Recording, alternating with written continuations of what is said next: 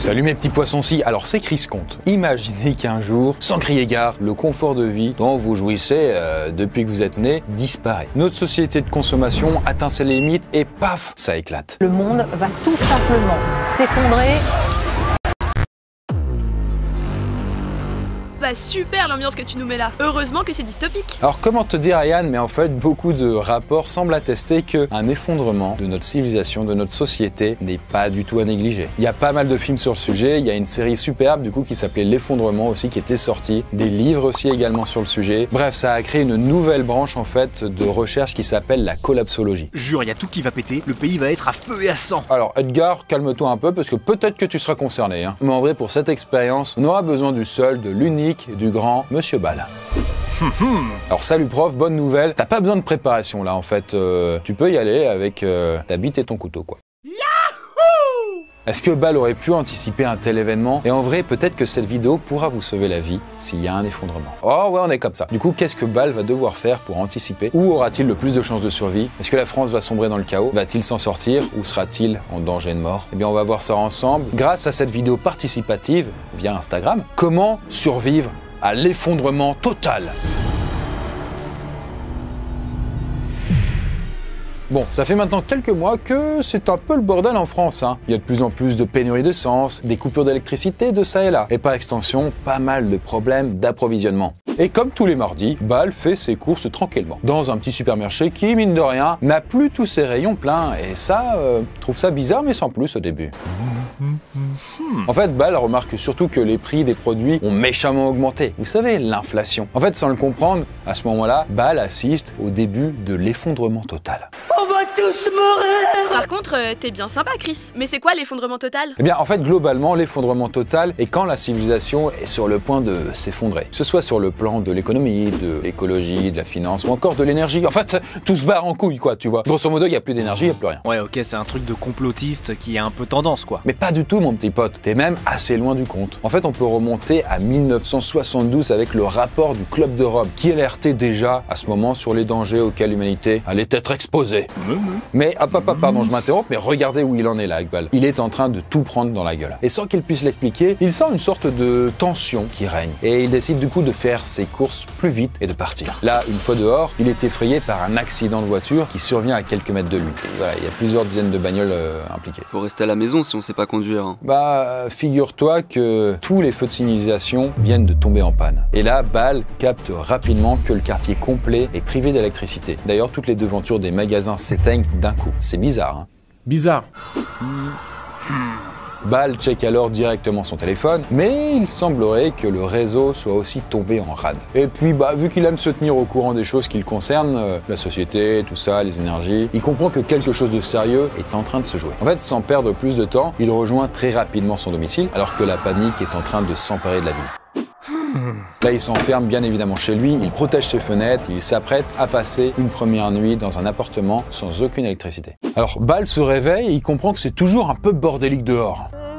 Alors s'il est assez rationnel habituellement, là il est assez paniqué parce que c'est une situation inédite. Il se demande alors si son appartement en pleine ville est l'endroit le plus safe. Et du coup on vous a posé la question sur mon Instagram, @ChrisComte, n'hésitez pas à vous abonner d'ailleurs, sur ce qu'il doit faire. Rester sur place ou rejoindre la campagne. Bon les loulous, à un moment, la réponse, elle tombe. Du coup, c'est les 3/4, vous voulez qu'ils se barrent fissa à la campagne. Donc là, Ball va prendre un de ses sacs et le remplir à ras-bord, avec de la nourriture en conserve, des gourdes remplies d'eau, mais aussi des petits outils et aussi le plus de médicaments possible. Alors je le précise, mais du coup, Ball a choisi d'y aller à pied, parce que la voiture, c'est vraiment pas sûr, c'est dangereux, donc à pied au moins, il est sûr de ses godasses, quoi. Par contre, comme il est assez conservateur, il a surtout pris une carte de la région qu'il a chez lui, ainsi que sa boussole, sa lampe de poche et sa petite radio. Et du coup, il va décider de progresser doucement, mais sûrement, au cours des prochains jours, en passant chaque nuit dans des endroits sûrs. Là, Ball est arrivé à quitter le centre de sa ville, Lyon, pour de bon. Mais il se trouve encore dans la banlieue lointaine. Et pour l'instant, tout ce qu'il a vu ressemble au chaos. Les hordes du chaos. Toutes les stations-service ont été pillées et il y a pratiquement plus de voitures qui circulent. Et les rares conducteurs se faisant directement attaquer. C'est vraiment la merde quoi du coup. Dis, je viens de me faire carjacker. Je dis, je viens de me faire carjacker. Et Ball, comme il continue de tout fouiller, il se rend dans un poste de police en ruine. Et alors qu'il se promène du coup dedans, il trébuche sur une boîte en métal. Là, dans le doute, il l'ouvre et il aperçoit dedans une arme et il trouve l'arme officielle des policiers. Voilà, c'est ce calibre-là, avec une petite boîte de munitions. Là, Monsieur Ball, il se dit, il y a un dilemme. Hein, qu'est-ce qu'il doit faire, à votre avis? Alors là, il n'y a vraiment aucun doute, quasiment tout le monde dit qu'il faut qu'il garde l'arme. La question ne se pose même pas. Donc Ball fourre ça dans sa sacoche et il prend les munitions avec lui. Ça me dit rien qui vaille cette histoire en fait. Alors je suis pas très confiant pour lui non plus, mais on verra.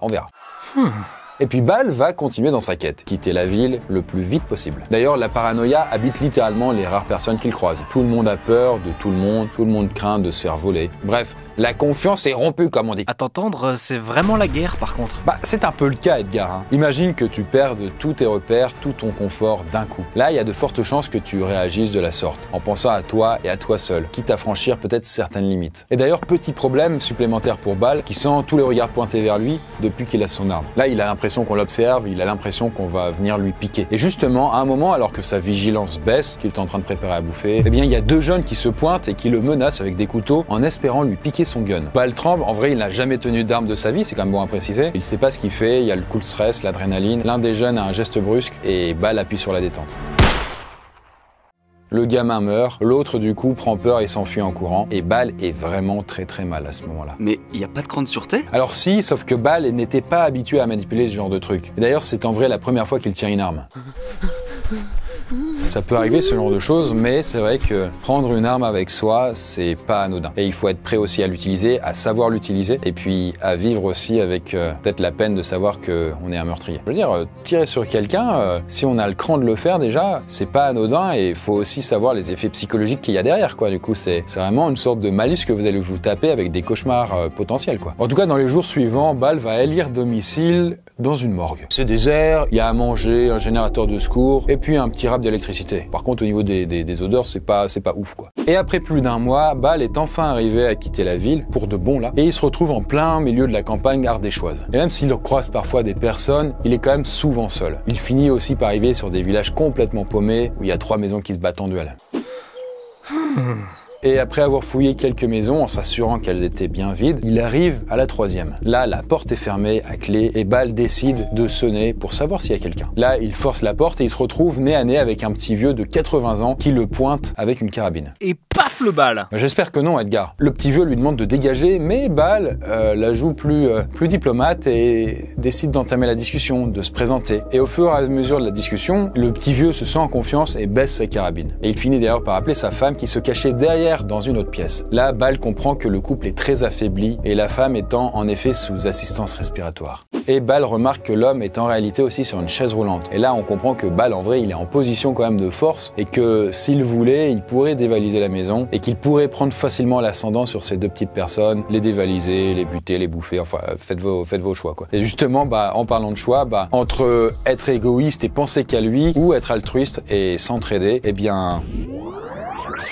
C'est quand même beau à voir, mais 4 personnes sur 5 ont choisi l'altruisme. Alors, sur le papier, ça semble une bonne idée. Déjà, ça peut permettre de retisser un certain lien social et surtout de gagner un peu de quiétude en pouvant dormir dans un endroit à peu près sûr. L'union fait la force, quoi. En vrai, oui, parce que l'égoïsme, comme les études le montrent, ça marche qu'un temps et ça marche que du coup à court terme quand les autres personnes sont aussi un peu dans cette optique-là. Sauf que les êtres humains, c'est des êtres aussi très altruistes. On n'aurait pas pu arriver là où on en est, avoir construit tout ça, si on était qu'égoïste. Et ça, on a tendance à vite l'oublier. On se dit, ah ouais, l'effondrement, il y a que des gens égoïstes, mais pas du tout. Plein de cas montrent que les gens sont méga altruistes, même en dépit de leur propre vie, dans des cas extrêmes comme ça. Et en vrai, c'est tout à notre honneur. Et du coup, Ball va s'occuper de leur potager, leur permettant en même temps de manger de façon gratos. Et il pourra aussi profiter du cheval que le vieux couple possède. En tout cas, pendant plusieurs semaines, le trio va s'entraider mutuellement, physiquement et moralement. Voilà, il a trouvé sa solution à l'effondrement, le Ball. Plus ou moins. Le problème, c'est que ça va pas fort pour les vieux. Et par exemple, la mamie a bientôt plus d'oxygène. Et doucement mais sûrement, leur corps va petit à petit les lâcher. À un moment, ils ont de toute façon plus les médicaments nécessaires. Ball ne peut pas leur fournir. Et c'est ainsi que la mamie va décéder quelques jours plus tard. Et son mari, qui a perdu tout espoir, va la suivre à son tour. Et Ball empoche la maison. Ouais, yes. Non, blague à part. Bâle est effondré aussi, évidemment, parce que du coup, c'est des liens très forts qu'il avait tissés avec eux, mais il ne se voit pas rester dans la maison. Il fait quand même le plein des provisions qui restaient, de l'attirail, boîte de conserve, etc. Il prend aussi le max de médoc, et il décide aussi de prendre le plus d'outils possible dans le doute. Seulement quelques jours après le décès des petits vieux, Bâle est de nouveau sur la route. Et il a cru comprendre via la radio qu'il y avait des petites communautés dans le sud de la France qui étaient en train de se créer. Et ça lui donne pour lui de l'espoir, un phare, une intensité inégalée. Bon, du coup voilà, il va essayer d'aller dans le sud. Ah, c'est un peu maigre comme espoir, non? Oh, s'il te plaît. Non, c'est non. Faut pas oublier que quand même là, comme il a son cheval, c'est quand même pratique le cheval. Je veux dire, ça boit l'eau du coup du fleuve, ça mange l'herbe par terre, sauf qu'il y a des problèmes de santé, hein, évidemment. Contrôle technique, tout ça, c'est plus délicat. Et après quelques jours de marche avec le cheval, il tombe sur un petit groupe de personnes qui lui font signe de s'arrêter. Alors, dans un premier temps, Bâle est très content de revoir du monde, mais il comprend rapidement ce qu'il en est, et là, il déchante un peu. Parce que là, notre prof vient de tomber sur une des milices dont les petits vieux lui avaient parlé. En fait, voyant qu'il est plutôt en forme, le leader de la milice demande à Bâle si ça l'intéresse de rejoindre leur groupe. Et là, encore une fois, c'est vous qui tranchez. Et vous êtes 2/3 à choisir de refuser, parce qu'il y a trop de données inconnues là-dedans. Et on l'a vu plus tôt avec le couple de petits vieux où il était resté. Peut-être que vous avez raison. Qu'est-ce qui nous dit que cette milice a de bonnes intentions? Parce que si lui, il les rejoint et qu'il s'adonne, eux, à des vols, des pillages, même des meurtres, est-ce qu'il pourrait vraiment vivre avec ça sur la conscience? Sachant que je vous rappelle, mais il avait quand même tué un gamin sans faire exprès avec son gun. Je vous passe le détail, mais il avait quand même fait quelques cauchemars. Ça lui avait fait quelques insomnies, quoi. Et en vrai, là, Bâle est content, du coup, de pas rejoindre cette milice. Mais ils vont pas lui en tenir rigueur? Justement, si. Les gars, ils sont un peu chafouins, quoi. Là, il lui empêche de partir avec son cheval et il est obligé de laisser le bestiau derrière lui. En même temps, il voit qu'il n'a pas trop le choix et qu'ils n'ont pas l'air trop prêts à négocier. Déjà, il peut s'estimer heureux de ne pas se faire descendre. Quelques mois après l'épisode de la milice, Bâle est toujours en vie et ça lui permet de se rapprocher doucement mais sûrement de Carcassonne. Et là, en vrai, il a quand même fait plus de 500 km depuis qu'il a quitté Lyon. Et qu'est-ce qu'il va faire là-bas? Il y a plusieurs de ses compagnons de fortune qu'il a croisés dans son périple et qui lui ont dit que c'était l'un des endroits les plus sûrs du coin. Et alors qu'il est en train d'arriver sur place, il y a un garde qui le met en joue et qui lui dit de dégager. Sauf que Bâle, il a un argument de poids. Déjà, il lui montre tout ce qu'il a dans son sac, plus son sac de graines. Et là, le garde, il fait « Ah ok ». Et il le laisse rentrer. Alors, je vous le dis, mais on n'est pas du tout dans un mood moyenâgeux. Là, ça grouille de vie à l'intérieur, et il y a même l'électricité. Et il s'en rend compte, mais la cité est bien équipée avec pas mal de générateurs de secours. Et ça, c'est grâce à l'énergie solaire, avec des panneaux solaires qu'ils ont installés. À la ZUB, mais ça fonctionne. Parce que du coup, dans l'eau, ils avaient des ingénieurs, et ça aide. Si vous êtes ingénieur, les gars, ça vaut cher. Tous les métiers manuels, ça vaut de l'or dans ce genre de cas. Là, du coup, il remarque qu'il y a beaucoup d'agriculture, il y a pas mal de gens au champ, beaucoup d'animaux sont présents. Et c'est vrai que c'est quand même plus compliqué, c'est plus manuel, c'est plus difficile comme métier, mais quand il n'y a pas l'électricité, le pétrole et compagnie, on est obligé de remplacer par des bêtes de trait et qu'on est obligé de faire appel à beaucoup de force physique. Mais du coup, il va pouvoir rester? Ça semble bien parti, ouais. Après, c'est pas non plus le grand confort, je veux dire, là, il n'y aura pas la clim, clairement.